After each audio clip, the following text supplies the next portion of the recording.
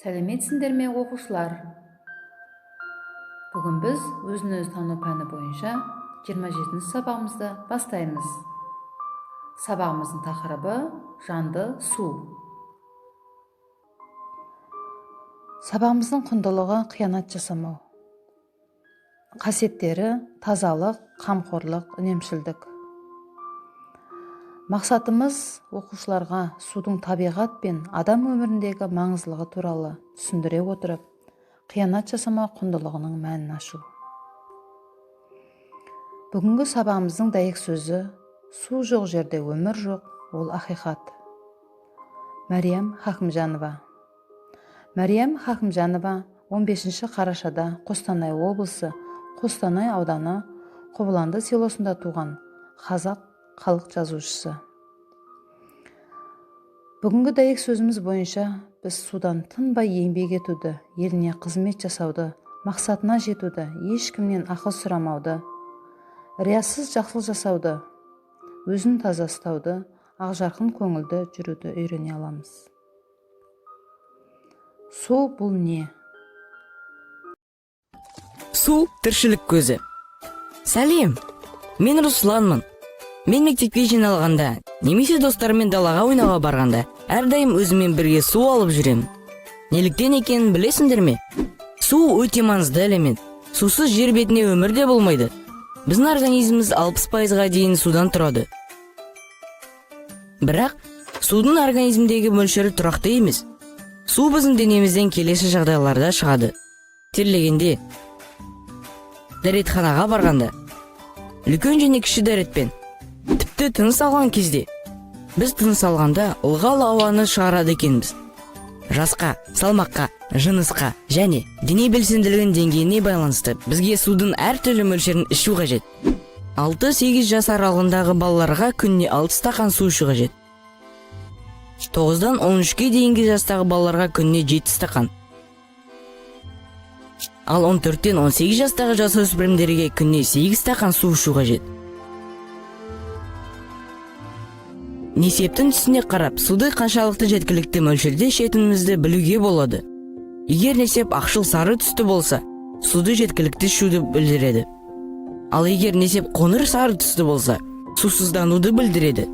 Демек, шұғыл түрде ішетін судың мөлшерін арттыру қажет. Организмге су жетіспегенде сусыздану орын алады. Оның көріністері келесідей. Шөлдеу пайда болады. Бас айналуы, бас ауруы, немесе шаршау болуы мүмкін. Ауыз құрғайды. Ерін мен дене терісі құрғайды. Несеп қоңыр түсті болады. Егер осы белгілерінің бірі байқалса, міндетті түрде су ішу қажет. Суды күні бойы аздап жұтып ішу қажет. Әсіресе қатты терлеген кезде су ішу маңызды. Біз келесі жағдайларда терлейміз. Белсенді ойындар кезінде, спортпен айналысқанда, немесе үйді жинағанда. Далада немесе бөлмеде ыстық болғанда, ауырған кезде. Естерінде болсын, ыдыстағы суды күнде ауыстыру қажет. Және суды ауыстырған кезде әрдайым ыдысты таза сумен шаю қажет. Менің әрдайым өзімен бірге су алып жүруімнің себебі енді түсінікті болар. Суды көп ішу қажет. Сонда денсаулық мықты болады. Су өмірдің өзегі, тәнім сумен құрамдас. Судың ғажап киесі, сусыз өмір сүралмас. Бүкіл тірлік иесі. Өсімдігің, жәндігің, бақшамен бау шалғының, сусындатып барлығын су шешеді тағдырын. Су балықтың ғұмыры, суда оның қорегі. Су тіршілік тұғыры, су өмірдің өзегі. Сәні болып құрлықтың, жерді гүлге бөледі. Су болмаса тірліктің, кенезесі кебеді. Міне балалар, су туралы тағы да ақпарат беру үшін су тіршілік көзі. Сусыз жер бетінде тіршілік болмайды. Күнделікті тұрмыста адамдар суды көп мөлшерде қолданады. Мамандардың айтуынша, бір адам тәулігіне 500 литрге дейін су жұмсайды екен. Сонда 500 мыңдай тұрғыны бар елді мекен тәулігіне қанша текше метр су қолданады? Жер бетінде ауыз су қоры мүлде аз екенін де ұмытпа. Су жөнінде мақал мәтелді қайталап отырайық. Судың кепкені, тіршіліктің кеткені. Суды лайлама, балығын шоштасың. Су бергеннің сауабы бар, су төккеннің жауабы бар. Су бар жерде өмір бар. Су жүрген жер береке, ел жүрген жер мереке. Көлдің көркі құрақ, таудың көркі бұлақ. Мінекей балалар, осы мақал мәтелді жаттап, кері байланыс ретінде маған WhatsApp желісімен жіберіңдер. Шығармашыл жұмысымыз ластанған су деп қандай суды айтады? Суды қорғауға сендер қандай үлес қоса аласыңдар? Өздеріңіздің ой пікірлеріңізді жазыңыздар. Су жүргізе тіршіліктің тамырын, су жоқ болса тіршілік тамам бауырым. Судың біздер біле тұра маңызын, көп болған соң ұмытамыз қадірін. Енді кезекті бойымыз сергіту үшін әнге берейік.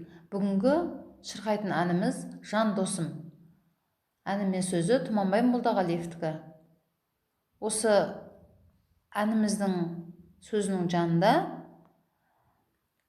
әннің белгісі тұр. Сол батырманы басып, бірге шырқайық. Міне балалар, енді сендерге үй тапсырмасы ретінде суды қорғау, үнемдеу тақырыбында сурет салып, және осы тақырып бойынша эссе жазып, маған жіберулеріңе болады. Сабағымыз аяқталды. Сабақта көрініс тапқан жақсы қасиеттер жүректерімізде сақталып, іс жүзіне асырылсын. Жақсы ой ойлайық, жақсы сөз сөйлейік, жақсы іс жасайық. Қазақта судың да сұрауы бар деген мақал бар. Түсіне білген адам мұның астарында үлкен мән жатқанын біледі. Су жаратқан иеміздің жан иесіне жер бетінде тіршілік етуі, өмір сүруі, қам қарекетін жасау үшін тартқан сыйы. Ол адамның қолымен жасалған нәрсе емес. Жаратқанның адам үшін берген ұшан теңіз байлығы болғандықтан, суды да қадірлеп, ықтияттап, бағасын түсініп, орнымен қолданып, әрі аялай білуіміз керек. Адамзат болашақта бейбіт, таза ғаламшарда өмір сүруі тиіс. Демек, ғаламшардың қауіпсіздігі біздердің қолымызда. Балалар, сау болыңдар.